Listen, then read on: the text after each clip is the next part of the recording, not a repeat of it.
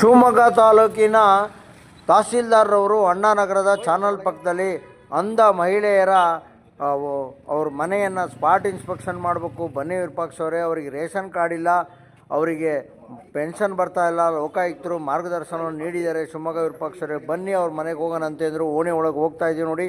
ತಹಸೀಲ್ದಾರರು ನಾವು ಭಾಳ ಚಿಕ್ಕ ಮನೆ ಕಣ್ರಿ.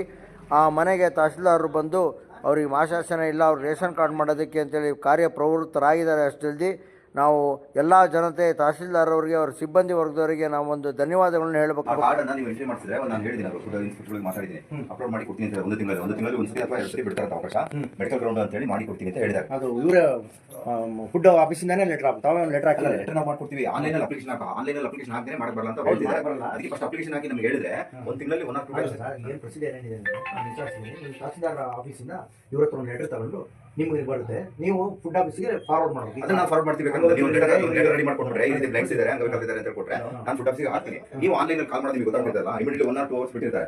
ಇಮಿಡಿಯೇಟ್ಲಿ ನೀವು ಅಪ್ಲಿಕೇಶನ್ ರೈಸ್ ಮಾಡಿ ಅವರೇ ಮಾಡ್ತಾರೆ.